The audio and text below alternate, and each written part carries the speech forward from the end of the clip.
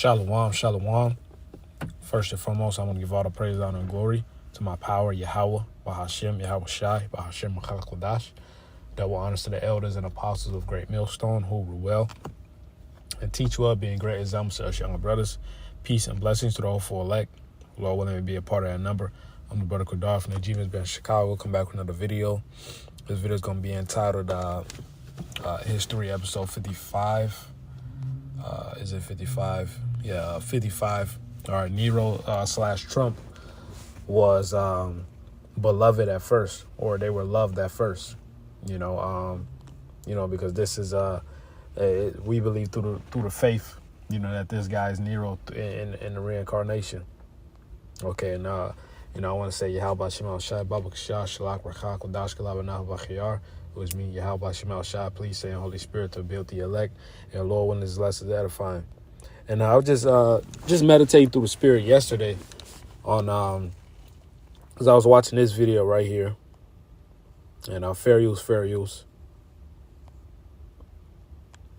All right, and I'll play the video real quick, man. But it just reminded me how this guy Trump was loved at first, and now the whole world hates him, man. On a worldwide scale, on a nationwide scale, So Lord, when this lesson is edifying, I'm gonna play this video, and now we're gonna read this article and get to the scriptures.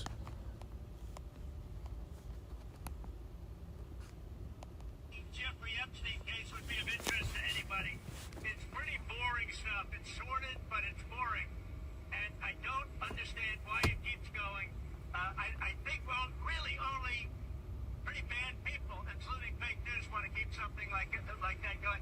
But credible information, let them give it. Anything that's credible, I would say let them have it. Let me tell you, I know for a fact documents are being suppressed. And they're being suppressed to protect individuals. I know the names of the individuals. I know why they're being suppressed.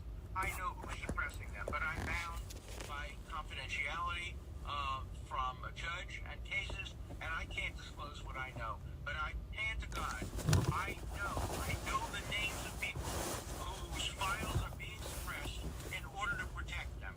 And that's wrong. What is really striking to me is that Donald Trump has lost the plot, maybe for the very, very first time. I mean, he has reason to believe that he could shoot somebody on Fifth Avenue and not lose anyone. He's also been very successful in bending reality to his will, to making his base, think the way he thinks. He's also, keep in mind that he's the executive producer of the Trump Show, and one of his superpowers has been that he determines what we talk about, what they talk about, and what we don't talk about. The last 7 or 8 days, he has failed. He has failed to set the agenda. We are now talking about exactly what he does not want to talk about. And every time he opens his mouth, every time he puts out one of these social media posts, he digs a deeper hole. And this again goes back to that he's lost the plot. You cannot ask this vast movement to marinate in a certain idea of these pedophile cabals as a justification for so much of what he's done, and then suddenly push a button and say, no, there's nothing to see here. None of it's true. I mean, for years, the Epstein files have been the files that were going to blow the lid off the Democrats, right? And now suddenly he's pivoting and saying, no, it's the Democrats who wrote them. And if you care about something that I have told you to care about for years, you're doing the Democrats' bidding. This is not just mind exploding for us, because we're used to having our minds explode. It's mind exploding for many of the people in MAGA, and you see that playing out. And so I think he's rattled by this. I think you can feel it when he put out the post over the weekend and he got ratioed on his own social media platform. I think he sort of felt sort of a rumbling in the, out there in the universe. He heard something that he had not heard before. These are the kinds of things that he pays attention to and that he's controlled up until now. Yeah. So he's feeling the shift, the paradigm shift of him being beloved. Because he was, Nero was also Nero was at first he was beloved by the commoners. It was the same with Trump, but now he's being hated by the commoners and the people who are quote unquote ruling. Okay, here it is. This guy was in the Club World Cup, and it's a the world calls it football, but here in America they call it soccer. But there was a tournament of football clubs worldwide. And champion clubs worldwide, and they played here in America as like a mini summer tournament. Before the season starts, and Trump found his way in there. And that's another comparison of Nero, because Nero loved the spotlight. He loved the events. Okay, and Trump found himself there. So let me play this clip real quick. He was actually getting booed as well.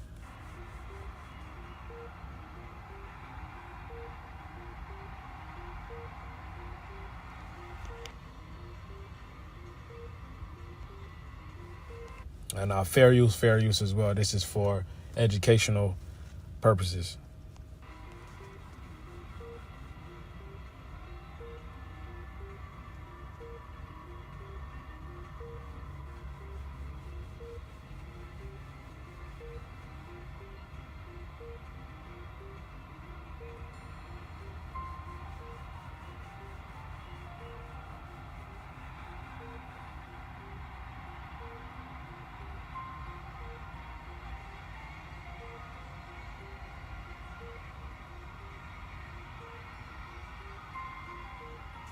Yeah, that's what Nero did as well. He just liked to be on the scene. This nigga Trump just, at first he was supposed to, obviously, like it says, he was supposed to just hand it off and walk away, but he wanted to be a part of this shit. But he was also booed before he took the trophy up. Okay. I went with the safe because I'm never changing. Damn, he's fucking ass, man. God damn. I don't know what took him so long to come up with these.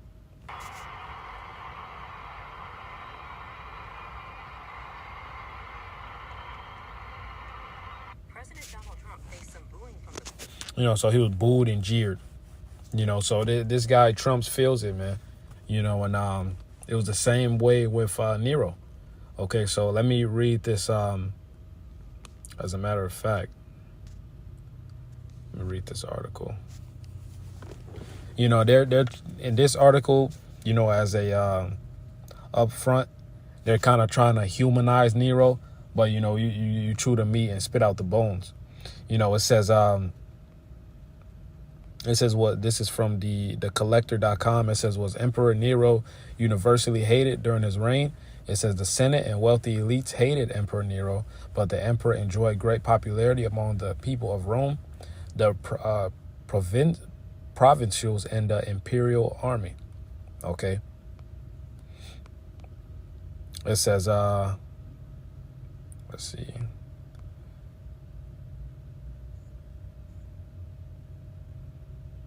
It says, however, like many other quote-unquote bad Roman emperors, Nero was a more complex figure. Despite the attempts to portray him as universally hated, Nero enjoyed great popularity among the lower classes, the people of Rome, and those who lived in the provinces, especially in the areas that once belonged to Hellenistic kingdoms. Lastly, at least until the last months of his reign, Nero had considerable support from one of the main pillars of the Roman society, the army, and it was the loss of this support that sealed Nero's fate. All right. It says, contrary to traditional thinking, Emperor Nero was not universally hated during his reign. Nero enjoyed great popularity among the people to a level not experienced by any of his predecessors, including Nero's great-grandfather and the founder of the Julia-Claudian dynasty, Emperor Augustus. All of the Roman emperors were patrons of art and culture. The emperor had to build and maintain public buildings such as theaters and amphitheaters, temples and baths, and he also provided funds for lavish performances and spectacles. Nero, however, went above and beyond, directly participating in various artistic and sports events. Was this guy not just participating in this? Like he won it with that team. Salaki. It says these actions earned him the admiration of the populace, both in the capital and especially in the eastern provinces. It says, however, Nero's obsession with the Hellenistic East and his mingling with the common folk angered the aristocratic elite, including the members of the Senate, who considered Nero's behavior undignified for an emperor and an insult to traditional Roman values. All right, it says the Senate was shocked by Nero's special relationship with Greece and Hellenic culture, which the emperor considered superior to Rome, because they adopted, the gods of the Greeks, man, which Esau started coming into power. That was the start of Esau Edom's reign, and it started with Alexander, So of course he's going to look up to that. These Edomites, they love Alexander, man. That was the start of their reign. Okay. It says twice during his reign, Nero visited Greece in 66 and 68 CE. He spent more than a year there, each time participating in various artistic and athletic competitions, including the famed Olympic Games. The emperor won many prizes, often by bribing the judges or even competing against one. Once, he even won chariot races despite falling from the chariot. While this was a sign of autocratic behavior, the people seemed not to care. They were grateful and happy for the emperor's close company, and the emperor was ready to reward his admirers in what was another affront to the Senate. Nero did something unprecedented. He granted Greece autonomy and freed the entire province from taxes. One of the people hailed him as the liberator and benefactor. It says, while Nero's love for Greece was genuine, it was alienated and angered many aristocrats who saw this as a clear and present evidence of the mad emperor. In the early empire, going Greek was considered to be unmanly and degenerate. It says the emperor assisted the victims of the Great Fire of Rome. Now, this is where I was talking about them trying to humanize Trump. Okay, and I'll get into it as well. It says, among many of Nero's quote-unquote sins and his infamous involvement in the Great Fire of Rome of 64 CE, however, the emperor did not make the order. He certainly did not play the fiddle or the lyre. While Rome was burning when the fire started, the emperor was not in a city, but in the imperial resort of Anzio, 31 miles from Rome. And in fact, Nero has shown compassion and generosity during and after the disaster. According to Tacitus, the emperor opened the Campus Martius and public buildings as a shelter for the homeless, going as far as to allow the use of his palace gardens. Nero also distributed food and money to the victims. After the blazing inferno was finally contained, the ambitious emperor rebuilt the city, instituting strict building codes and enforcing new regulations to prevent further disasters. Now, whether Nero set this off or not, or it, could have been someone else, obviously, but we understand that was used to persecute the Israelites, okay, the what they called the Christians at that time, and Nero wasn't innocent either, because he used that same situation to use the Israelites as the scapegoat. That's when they started throwing Jake, in those arenas, to get burnt alive and to get eaten and slaughtered by animals, and also with that fire, that gave him more space to build him more of a, I believe he built a temple. I could be wrong. I think they put it down here. Let me read it right here. It says right here, it says, while Nero was not personally responsible for the disaster, the Great Fire of Rome destroyed much of the city, leaving many homeless and angry. Nero's enthusiasm for his lavish golden house did not help. Thus, the emperor had to divert the attention and find a scapegoat. All right, right. So he built that golden house. All right, it says, thus the emperor had to divert the attention and find a scapegoat. The answer was a relatively unknown sect that worshipped one god and stirred trouble in the capital, the Christians. According to Tacitus, the Roman authorities rounded the members of the sect, punishing them in the cruelest way possible, from throwing them to the beast in the amphitheater to turning them into human torches that illuminated the night. And that's, you had they do that in the Olympic Games today. But in the ancient world, that was Jake getting burnt alive. Okay. So, there's no doubt that this guy, we believe 100% this guy is Nero through the spirit. And now they're talking about having a UFC event at the White House next year. All right, either late this year or next year. All right, you know, you got athletes like John Jones coming out of retirement. You know, Conor McGregor back into the UFC testing pool. You know, so you know this is Rome all over again. You know, now they want to have a UFC event at their backyard, man. You know, it says, however, it seemed that the extent of Nero's persecutions was exaggerated by early Christian historians, and they try to humanize him. That's another one of the points I made. Let me see.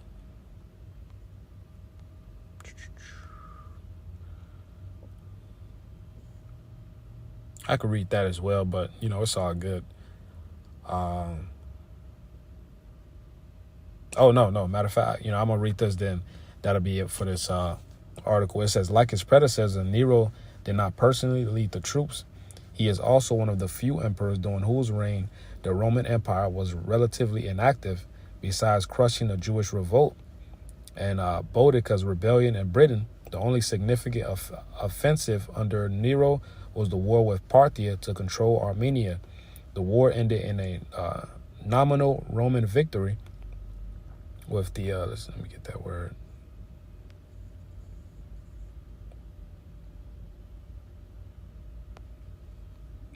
Name only. All right, it says, with the king of Armenia coming to Rome, where Nero crowned him personally.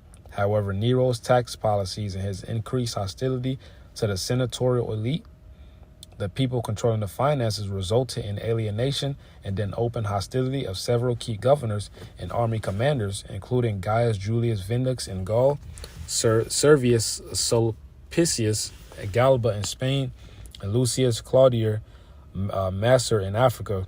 Germanic legions loyal to Nero managed to defeat the Gallic army, but then turn against the emperor.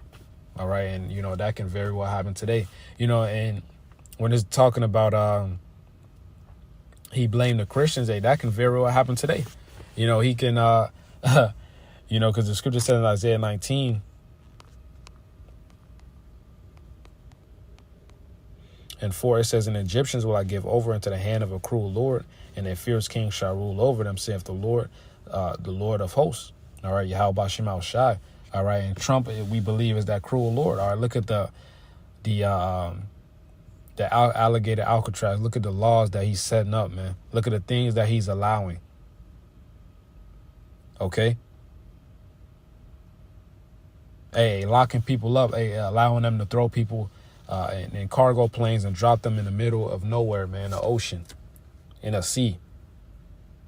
All right, this dude is that cruel lord. All right, now the Epstein stuff is being re-brought back into surface, and now everyone wants answers, but he keeps sweeping it under the rug. You know, because Trump was all involved with that shit, man. He was cool with Epstein. You know, Trump is a freak as well. You know, Nero was also a freak. You know, this is the same dude that castrated boys and made them his boy wives, man. You know, this is a dude that had sexual relations with his mother. You know? So, you know, this guy could, now all of a sudden this stuff is being exposed, and now Israel attacked Damascus, you know?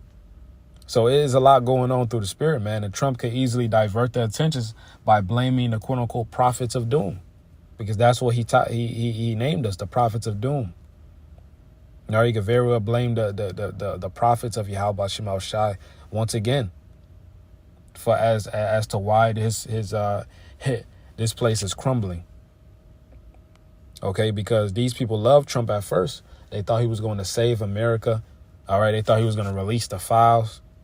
All right, now they find out he's nothing but a puppet to B.B. Milkowski. All right, Benjamin, not a Jew. Okay.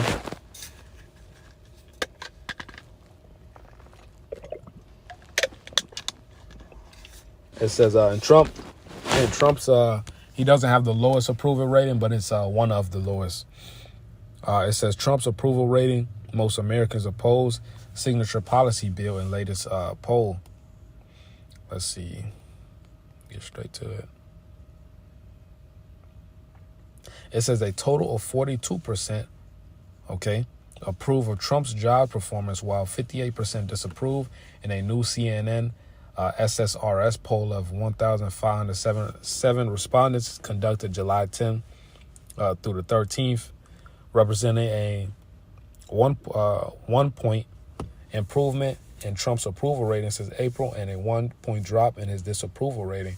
You know, so that's one of the lowest. 42% is one of the lowest. You know, so Trump is starting to lose favor with the people. All right, it's Revelation, and also with his allies. It is Revelation 17:16. And the 10 horns which thou sawest upon the beast, these shall hate the whore, and shall make her desolate and naked, and shall eat her flesh and burn her with fire. Right, so America's allies are NATO and EU. And EU, something is going to happen, all right, to where they turn their backs on America. Okay? And that's starting now. Because America is, everyone knows America is Israel's bitch. All right, they're doing their bidding. Okay? And sooner or later, these nations are going to be like, man, fuck y'all, man. Okay, it says, and shall make her desolate and naked, and shall eat her flesh and burn her with fire. They're going to be shooting missiles over there in Israel and America, man. To Israel and America. All right, so America's allies is going to turn against them. You know? So, hey, it's a lot going on through the spirit, man. You just got to, watch. You know, but, this guy's definitely Nero, man. You know, for sure. All right, but I'll leave it there. You know, I got to go back to work. But, Lord, when that was edifying, I want to give all the praises, honor, and glory to Yahweh, Bahashem, Yahweh Shai, Bahashem, Machakodash. Double honors to the elders and apostles of Great Millstone. Peace and blessings to the hopeful elect. Lord willing, will be a part of that number. Shalom, Kwame Sharala, Wa Ball.